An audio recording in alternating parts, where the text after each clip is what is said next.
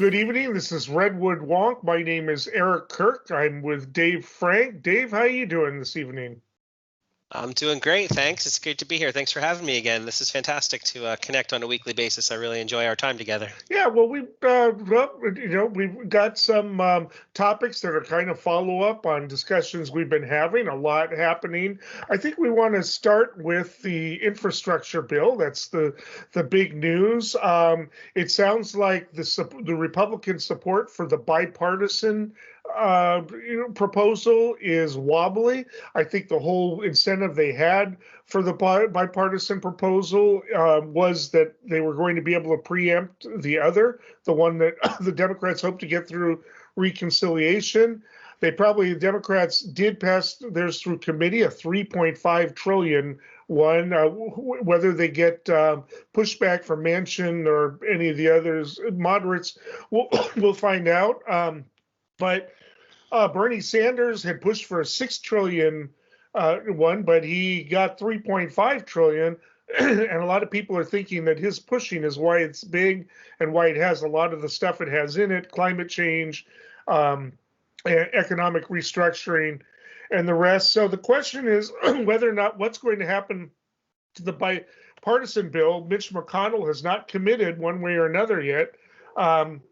And some of the people that were in that committee, the 5 people, are still supporting it, but can they get the other 5 to do it? And apparently the Democrats feel like they're in win-win if they can get Manchin and Sinema on board, that either the Republicans do it and they get their bipartisanship, or they just mash the bipartisan one into the 3.5 trillion, make it 4.5 trillion, and push it through.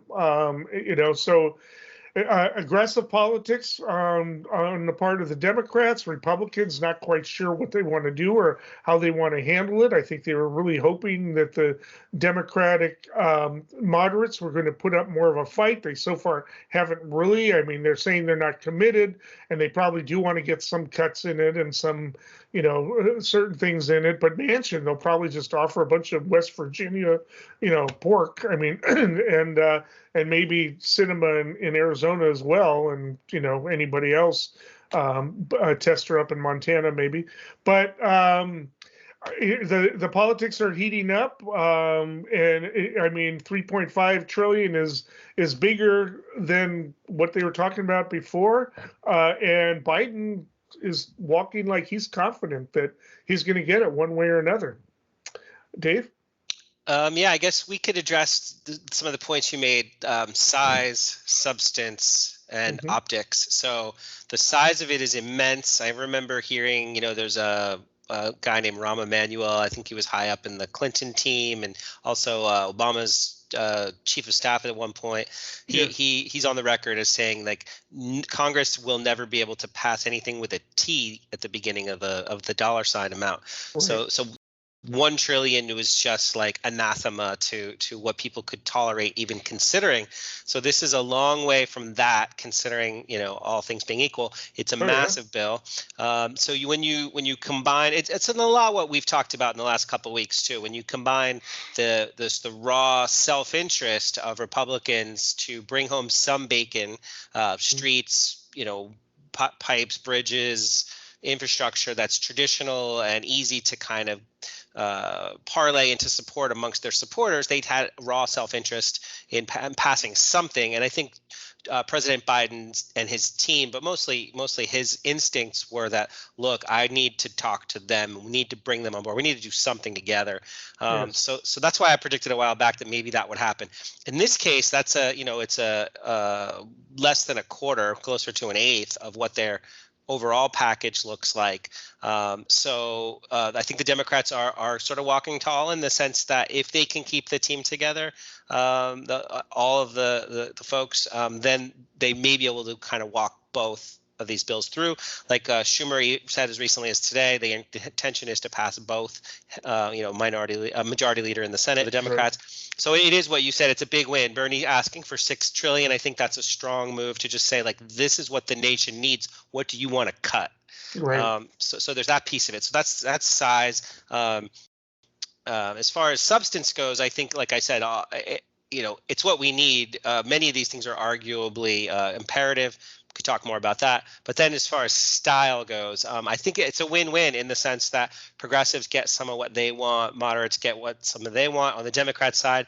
And on the other side, Republicans can say, look, we did what we could do. The only real potential wrinkle in all of this being a win-win is if somehow the president isn't able to strong arm those last few votes out of like Manchin and Kristen Sinema. I think that's not likely. He's got a real deep reserve of goodwill here, and I think he should be able to bring them along.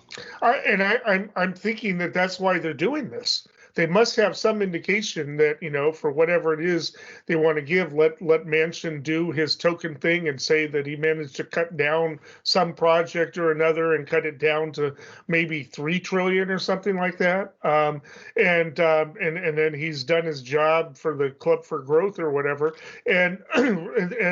But they're acting like it's not going to be a problem. I mean, the way they're pushing it, and a lot of Democrats aren't even really pushing the politics of infrastructure right now. We'll probably talk about this more next week, but there's a lot of pressure on Biden to really push heavier on filibuster reform, and we'll talk a little bit about it in a later segment as well. But it's the fact that they've gone off. It's like some Democrats have practically moved on. And Schumer is saying we're going to be doing this late into the night, and it's got all kinds of stuff in there. Infrastructure, it's hard to say it has nothing to do with infrastructure because they're talking about conversion of the grid to accommodate renewable energy that addresses climate change. I mean, a lot of stuff in there, subsidies for electric cars and the rest, and their tax increase that there's been some objection to, but Manchin even said, well, I don't want it going back up to 28%, but how about 25%, right? So there's a lot in the bill, and it still hasn't been ironed out. But the Republicans seem demoralized right now, and the Democrats seem energized, and that just tells me that they must have worked something out with the Manchin-Sinema faction. Yeah, I would agree with you, and also add, just for clarity's sake, that that what might they have worked out, or what might be the carrots here rather than sticks, is it's an awful lot of money, and private sector builds these projects ultimately. I mean, there's some, Caltrans, obviously in California, we see they've got a significant budget here, but a lot of these larger projects, and even small ones for that matter, around the country are going to go to the private sector. And moreover, a huge issue is competitiveness, the competitiveness of American businesses. And so if this is going to be paid for, as opposed to just racking up more debt, it's hard to argue that it's wasteful money.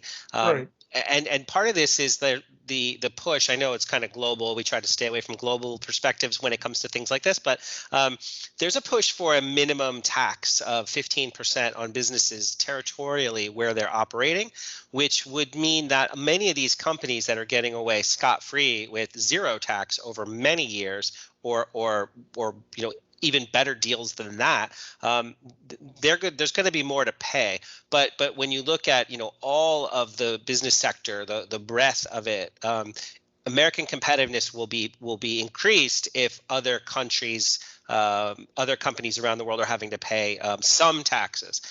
So I think that we could get in more into the weeds on this another time. But I think there's a real argument to be made that this administration understands that where their bread's buttered, that the Business Roundtable, ultimately Chamber of Commerce folks, they're going to see an influx of revenue from this. Yeah, and what they did 10 years ago, or a little over 10 years ago, when we passed the stimulus bill, as it was called, and that was only $800 billion. We've since learned that it was thoroughly inadequate. I mean, to move the economy along.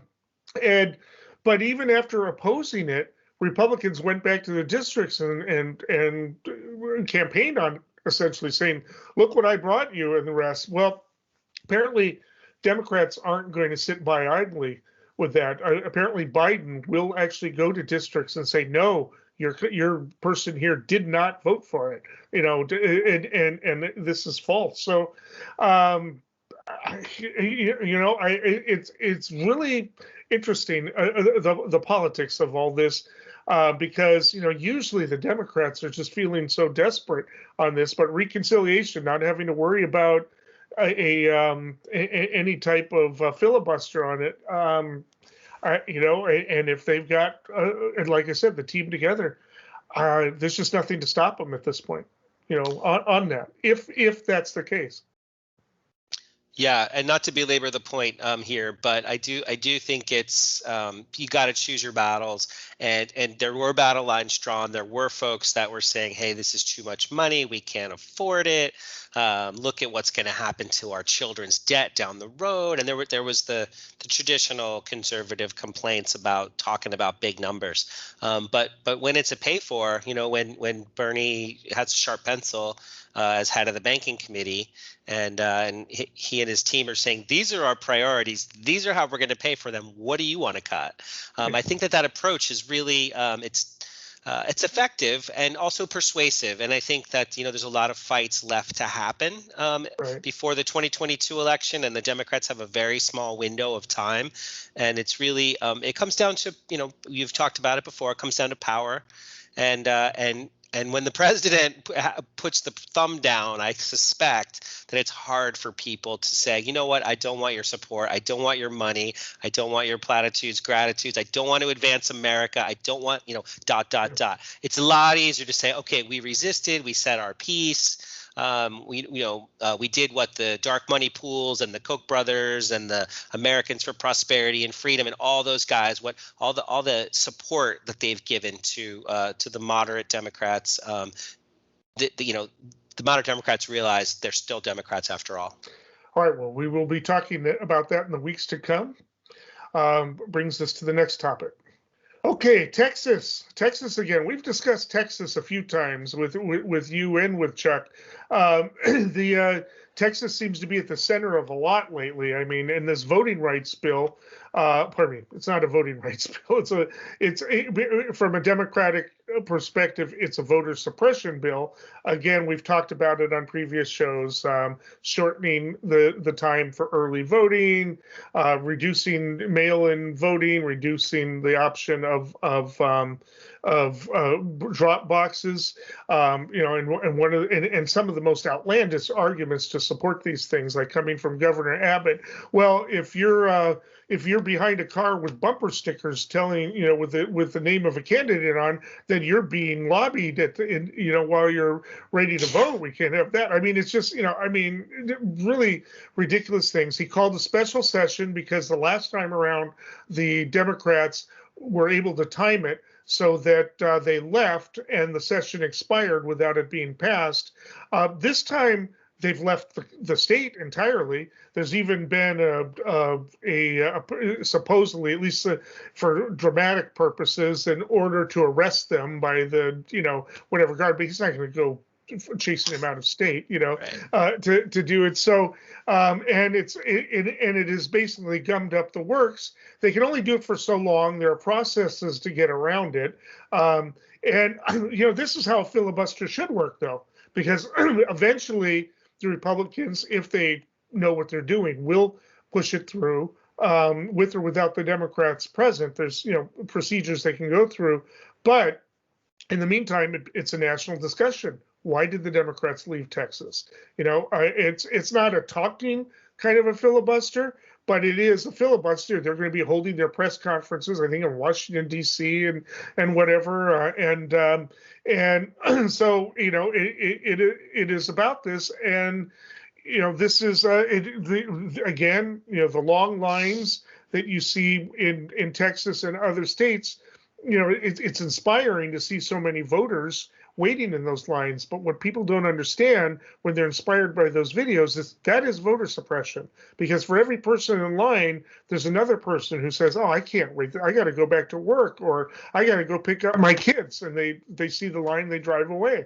It is, suppression, and it's always the the urban areas that have that, they don't have enough precincts because the state doesn't require a precinct for every so number of people, and so this is but and of course Joe Biden and Kamala Harris are referring to it as and other Democrats as the Jim Crow of the 21st century. Republicans are taking exception to that, saying this has nothing to do. We're actually making it easier to vote, increasing the ID laws, eliminating no excuse absentee ballots, and and the rest. I'm not quite sure how it's supposed to make voting easier, but anyways, Democrats are playing their political angle of getting attention by doing this, and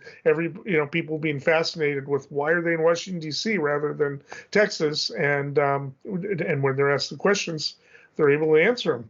Dave. Yeah, so this is Texas legislatures go to Washington is the topic here, and in part it's a strategic move, I would say, as opposed to just a tactical move, as a way to frame the overall issue here, because big picture, the Democrats are trying to say it's about voting rights. And it's really not rights; it's voting access. Right. So, but it's semantics. But I've heard it explained. I can't take credit for it. That too much access can lead to fraud. Too little access can lead to suppression. So this is an attempt to balance access with integrity, and that's a kind way of spinning what's happening, I think, in the Republican legislatures. But that happened, and that's how it is, right? So they fled the state. Texas is one of the hardest states to actually vote in already. One of the reports I read said that it's about 10% less voter turnout than it would be under the average system. I don't know how they figured that out exactly. I tried to read the methodology, but they're saying it's harder to vote there just overall. Yeah. Right. And so in that context, President Biden gave that really big speech yesterday, which people have fawned over it about how significant it was, in support of H.R. 1 and the John Lewis bill, that we ought to make them front and center. But the hyperbole was like full throttle. So in a way, he's preaching to the folks who already believe him, and he's alienating the people that don't, I would say.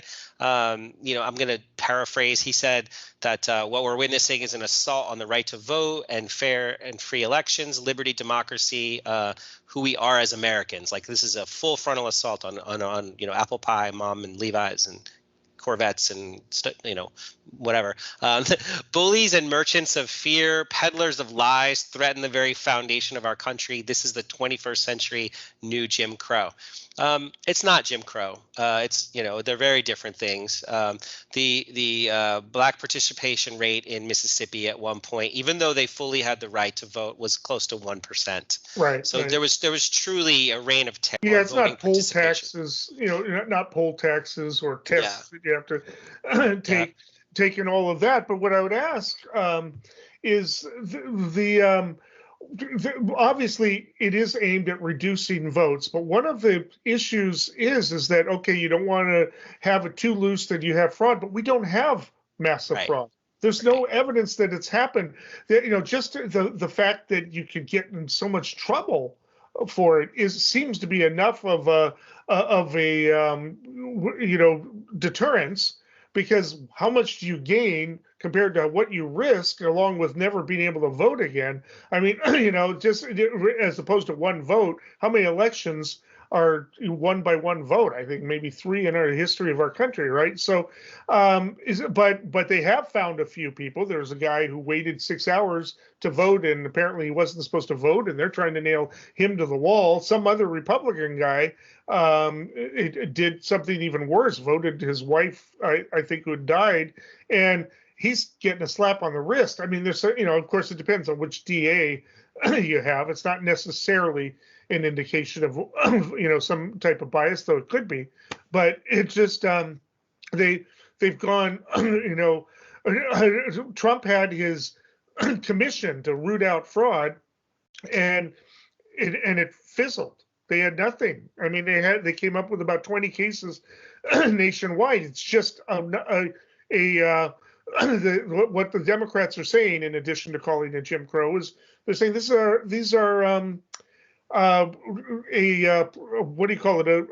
A solution with no problem. Right. Looking for a problem. Of course, that's what McConnell is saying about the voter rights bill, HR1. So, Yeah.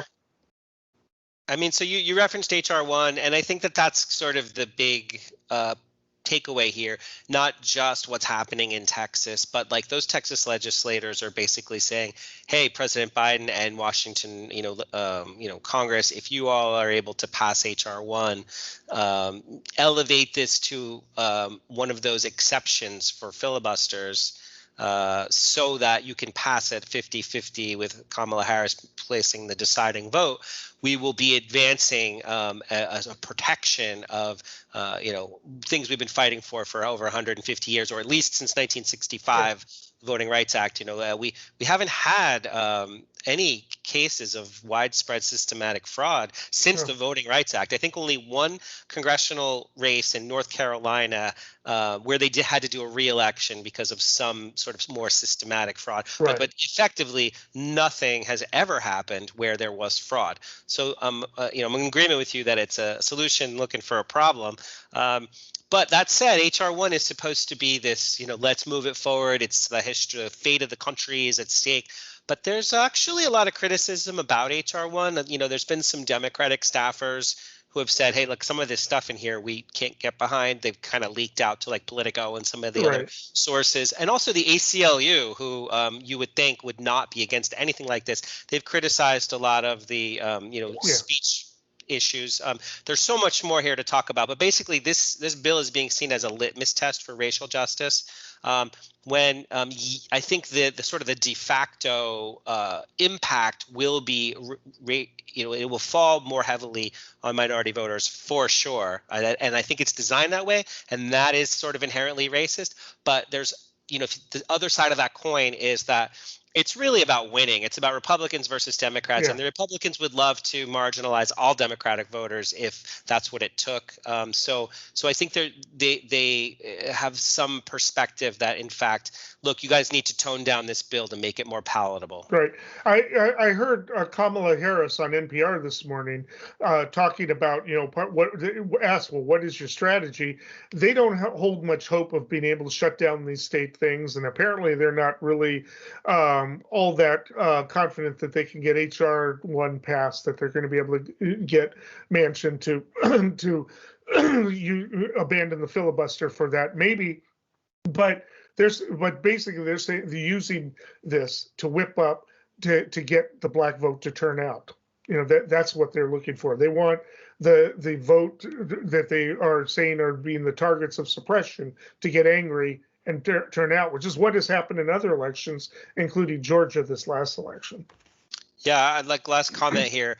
Since the Shelby case in 2017, as soon as some of these southern states no longer had federal oversight, they've been kind of tinkering around the edges, and now it's more a full throttle, and implementing reforms to reduce voter turnout. So that's happening. The history is there. There is a problem that needs some attention, I would say. And then also, as far as could the Democrats actually pass this? Manchin, I mean, this is all kind of rumor mill stuff, but he's heavily protecting dark money, and he's been told that's going to come out of the bill, that dark money will still be allowed to flow because moderate Democrats want that. And also the voter ID requirement. Moderate Democrats, I think, have agreed that we can have voter ID requirements. So there's been concessions towards the Republicans, which I think might end up in this actually getting passed. I don't think I've made mistakes. I mean, every time somebody says I made a mistake, they do the polls and my numbers go up. So I guess I haven't made any mistakes. We showed up and we demonstrated that we would not have our voices silenced by a Republican Party that across the country had a singular intention on suppressing the right to vote. Some Democratic senators seem to imagine they could just break the rules on a razor-thin majority. Nothing would stand between them and their entire agenda, a new era of fast-track policymaking. The Republican Party moved very far away from reality. And the fact that you got colleagues of mine in the Senate who refuse even today to acknowledge that Donald Trump lost the election. How do you deal with that? Joe Biden is the president we need right now. Battle-tested, forward-looking, honest and authentic. He has never forgotten who he is fighting for. Okay, the headlines have included large demonstrations in Cuba, possibly the largest demonstrations since prior to the revolution in which Castro and his movement overthrew Bautista. This is, Castro, the regime is probably one of the last of the pure communist regimes in the country. I don't know how pure it is. There's never anything that's pure, but this is the politics around it has had a lot of ramifications in the United States. When Bernie Sanders, for instance, made the comment before Super Tuesday that Castro did some good things, may or may not be probably true, but it was not the type of thing you say to get support of Cubans. And some people are saying that's when he said that, the Democrats lost any hope of winning Florida even in the general election, even though also saying that might have been what really helped Joe Biden win when a lot of people lost faith in Bernie, not because they saw him as pro-communist, but because that was just sloppy. You just don't say something like that. You word it differently, right? I mean, you don't say he did good things. You say there were silver linings or something like that. That type of thing. But like great health care. There you go. Right. Yeah. I mean, that's an education. But this has gone way back. This is a touchy issue on the left. I've, participated in politics a little bit further to the left of the Democratic Party most of my life. And I actually came to the conclusion that Cuba was not something that should be supported by a progressive, mindset very early. Of course, I'm going to get into my personal history, but by 1990, I was in Democratic Socialists of America, and I convinced everybody to sign on to a leaflet that I wrote up that was extremely critical of the regime. Now, I was young and I like to use inflammatory language. I said that, the AIDS policy, they're basically rounding people up and putting them in concentration camps, was, a homophobic policy that would make Lyndon LaRouche blush. Lyndon LaRouche had actually put onto the California ballot a measure to put AIDS people into concentration camps. It was one of the craziest things we've ever had. But I got calls from famous writers, Betty Cano, Tony Platt. These are on the left people that you would see in papers like The Guardian and other things like that, very upset that I was criticizing Cuba. So you've got the left really pushing for this, and Bernie kind of in that bubble, messed up and forgot that, he's got to win over people that are not in that bubble. And this is a regime that, whenever I get into arguments with people, like when I'm, talking to someone like Tony Platt, their answer is, well, they're not as bad as Stalin, right? Only 5,000 were killed rather than, 7 million or whatever. But, we have this politics where you have students with Che Guevara painted on the wall. He presided over the first trials and executions of people. I know he's symbolically a hero, brave guy, trying to start revolutions wherever, apparently really good at guerrilla fighting, maybe even really compassionate. But the problem is when you have a party take over that has absolute party and maybe not in spite of the fact that you tend to do good, but maybe partly because of it, you're fueled. If you think you're on the side of angels, maybe that makes you even more dangerous than if you're just a corrupt kleptocracy, leader wanting to, pad your pockets, right? It's when you're a true believer, you're actually more dangerous. We read about that in Dune, right? A lot of things like that. And so we have this politics here. On the other hand, you have a lot of people that went to Miami. A lot of them have been gangsters, and a lot of them are, in the elites. Those families come from that are resentful, but have a death grip on politics down there. they've become less Republican over the last few years, but whenever this issue comes up, it works against the Democrats. Right now, there are Democrats in Florida saying, Biden, take advantage of this, show your support for these demonstrations, which he has, but maybe he needs to take a trip to Florida or something, they're thinking. But it is, it does carry ramifications here because the Cuban Americans are one of the few non-white constituencies that tend to vote majority Republican. Again, it's like 60% now, where it was like 80% during Reagan. But even some of the more progressive-minded people will tell you, like Ana Chavez, a famous one, you just cannot support this regime. It needs to end. Or ease up like other countries like Vietnam or whatever. So it's happening in Cuba, and now it's happening in Florida. A little bit of a controversy because DeSantis passed these anti-demonstration rules and then completely let the pro-Cuban revolution, or anti-Cuban government marches completely break those laws. So that's going to be an interesting politics there. But other than that, what do Democrats do here, and what does the progressive wing do? So just to take a half step back, not to get super deep in the weeds on Cuban history, but two things can be true at once right here. So it's the situation where it's an authoritarian regime that cracks down on liberty, conscience, and thought. People get, the police come in the night if you criticize the government. So there are awful atrocities that happen when people try to express themselves. But also, this is a country that, the United States has had the thumb in the pie since Teddy Roosevelt and the Rough Riders, Spanish-American War. We've always they're just 90 miles off the coast of Key West down in Florida. So they've always been close to us. We got these little balloons down there that spy on them all the time. And, yes. And, our Coast Guard down there is massive. Our Navy down there is massive. But this embargo has really hurt that country in a big way. It has. And, especially after the Soviet subsidy stuff. Exactly. So the Soviet system breaks down, and then they lose half of, or 70% of, all the money that came in.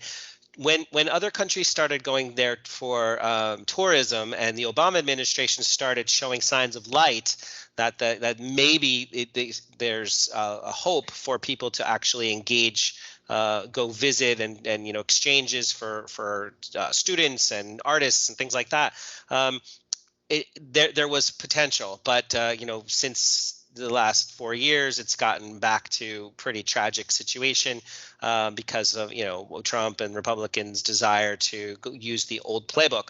So we have a situation now where the protests down there are against the regime, of course, on the Cuba side, but on the Florida side, it's against just sort of amnesty, so to speak. I say we, the United States business interests and the Cuban exile community in Florida, not we, but them, their interests are seeing a modernization of the Cuban economy and a changing of the guard for sure. Yeah. So the question is, what are Democrats to do? And I would say that just speaking to principles about liberty, democracy, openness, free exchange, like all the core sort of democracy writ large ideas, as well as starting to talk about what it would mean to undo the blockade and the economic blockade, because there's a law, I think it's still in place. I don't know if Obama rescinded it and Trump put it back,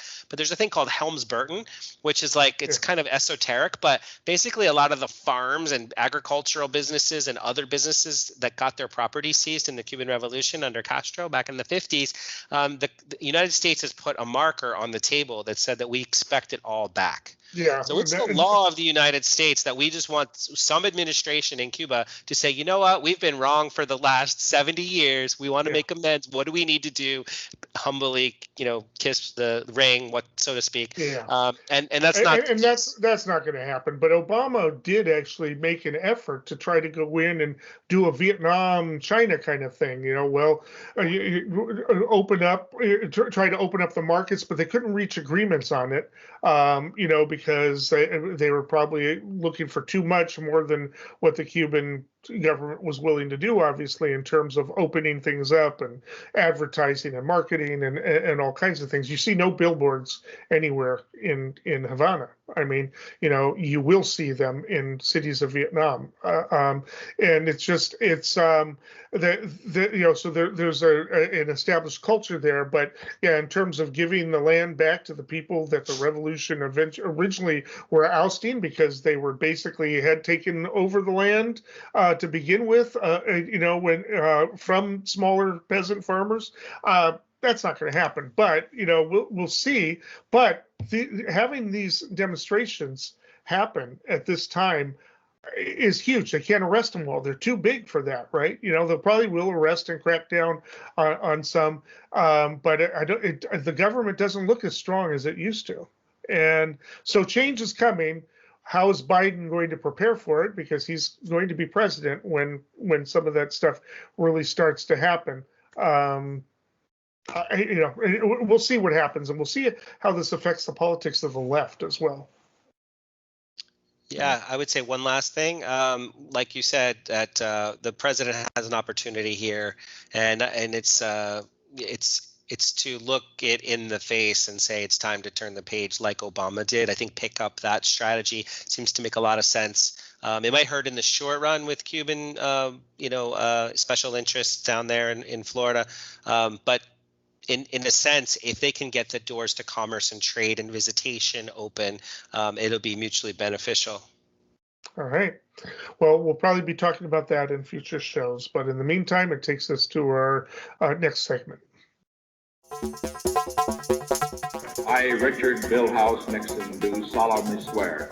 I, Gerald R. Ford, do solemnly swear. I, Jimmy Carter, do solemnly swear. I, Ronald Reagan, do solemnly swear. I, George Herbert Walker Bush, do solemnly swear. I, William Jefferson Clinton, do solemnly swear. I, George Walker Bush, do solemnly swear. I, Barack Hussein Obama, do solemnly swear. I, Donald John Trump, do solemnly swear.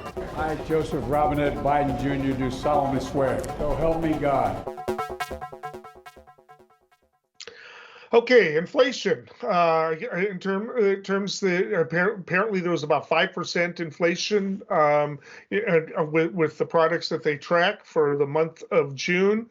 Heating up. Normally that would be a big concern, but a lot of economists are saying, we've needed inflation for a long time, even before the pandemic. We've needed some inflation to get this thing fueled.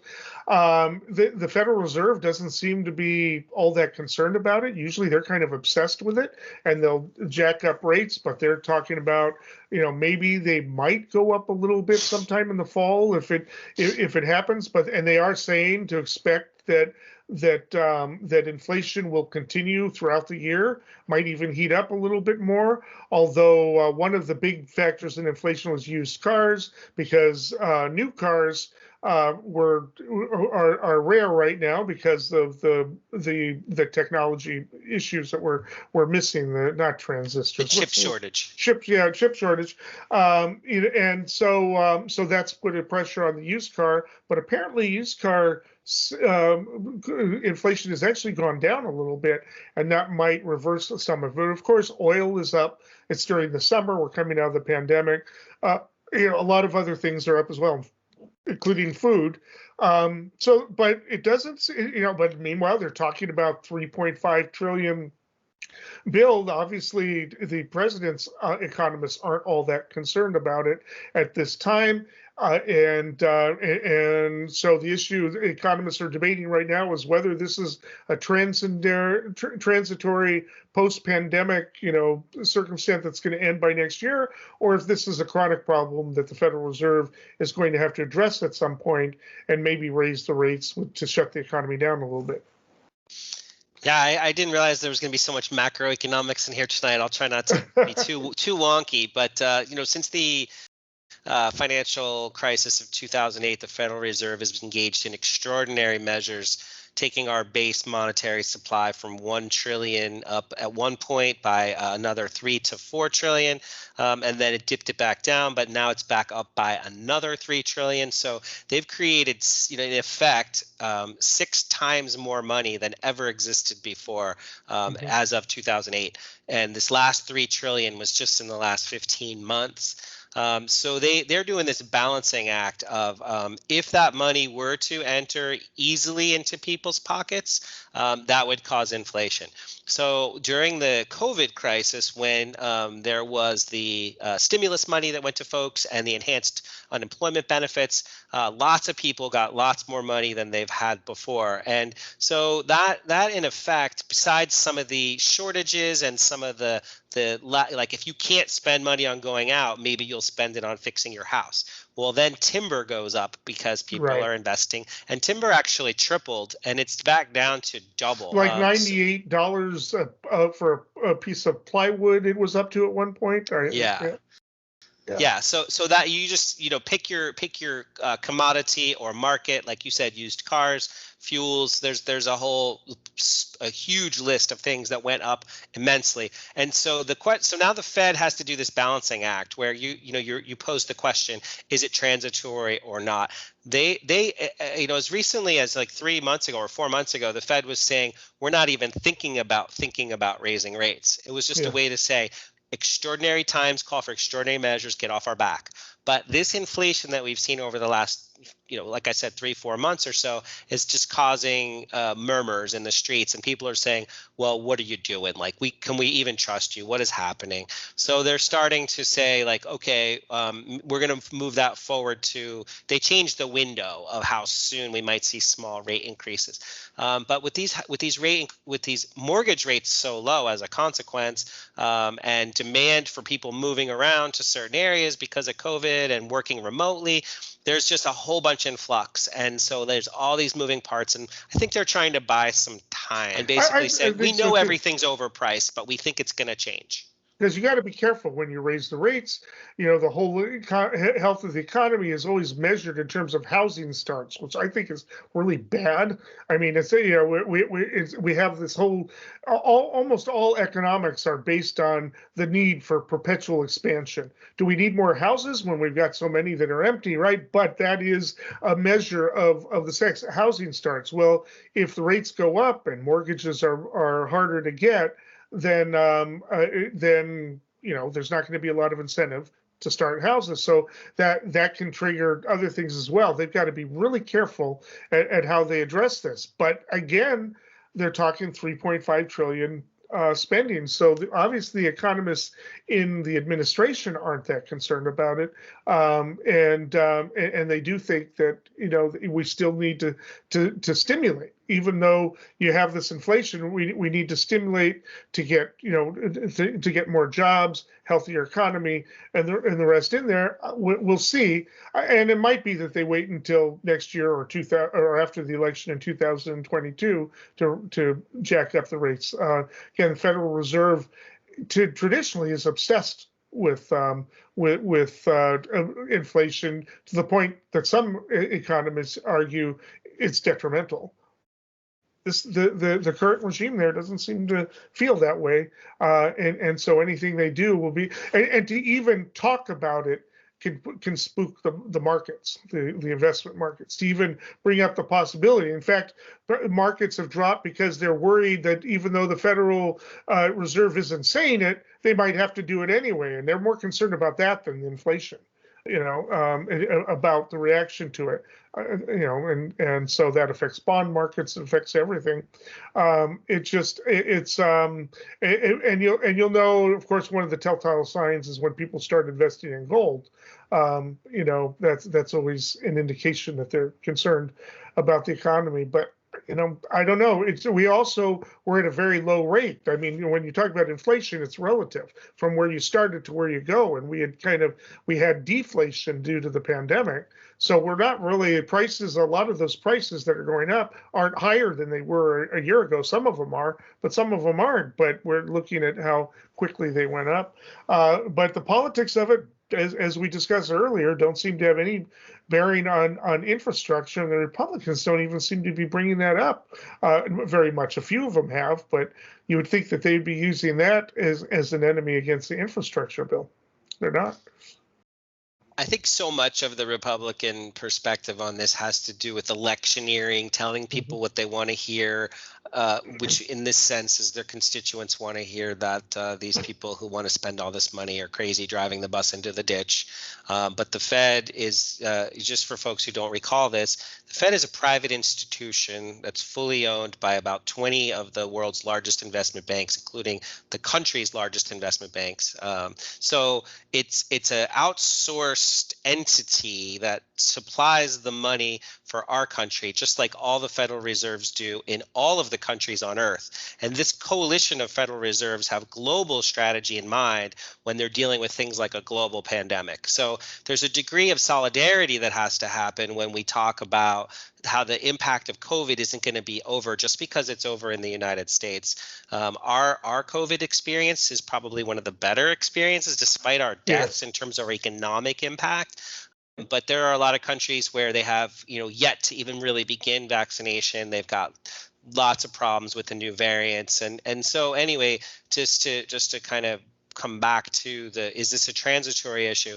The Fed wants to buy time. And our Treasury Secretary Yellen, she's a former Fed chair. Yes. So she has to kind of thread the needle in terms of exposing inside information she has or experience or peer information versus, kind of saying what we need to hear to stabilize and calm us.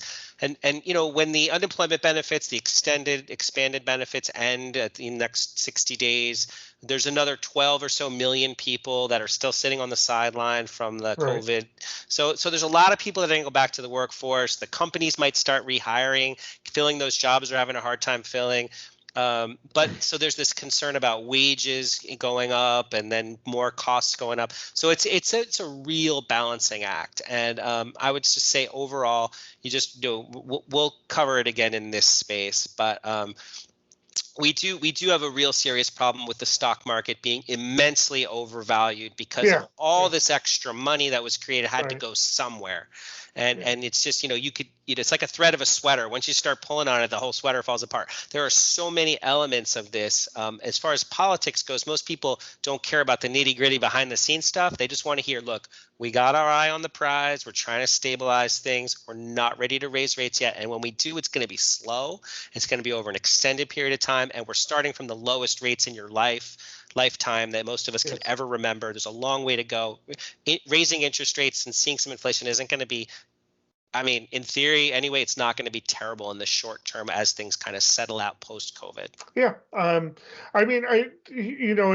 Like I said, it hasn't really played. Obviously, the Republicans are complaining about the spending and will say it's inflationary. And yes, it's hypocritical because the 4 years in Trump, this is the pattern of the Republicans, is they are deficit hawks when a Democrat is in power in the president, and they're big spenders when a Republican is in. The debts have actually gone at higher rates during Republican regimes. People don't understand that. It's kind of counterintuitive since they're supposed to be fiscally conservative, supposed to be fiscally conservative. But Ronald Reagan was not fiscally conservative. He's the one who basically started us off on this huge military budget. So how this is going to affect the politics, I don't know. I think there's going to be a lot of wait and see what happens. There are probably going to be some corrections, probably in the stock market too.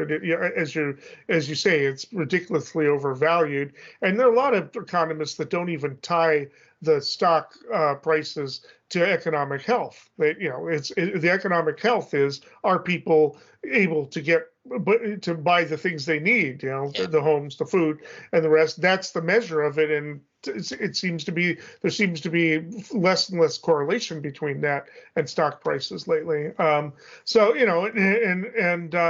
probably will be a big stock market correction, but I doubt it's going to be, anything that's going to cause a lot of people to jump out their windows, maybe a few, but it's Anyway, we do need to take a look at that.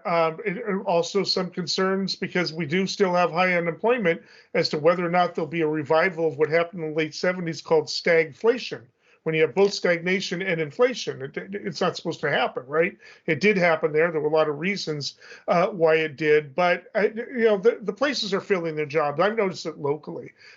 Some restaurants were not reopening for a while because they were having a hard time getting people in, but they seem to be getting them now. There are only a few restaurants that haven't reopened, and I'm not sure, what that's about. But it's they are filling the jobs. There was a good jobs report last week, and also people probably aren't going to necessarily wait for their benefits to go out. They might get a little bit closer to it, but they're probably thinking, okay, this is going to happen, and making plans for it soon. And some of the people taking the jobs now are going to get the best jobs, right? So that's that's all going to happen. But once they start working, that's more money in the economy. They're going to spend the money they're making. Is it going to be much different from what they're doing now? Well, if you believe the Republicans, they're getting paid more now than they will in their job. A lot of ironies around that. But at any rate, we'll see. Is this a chronic issue, or is it something that's going to blow over by the end of the year?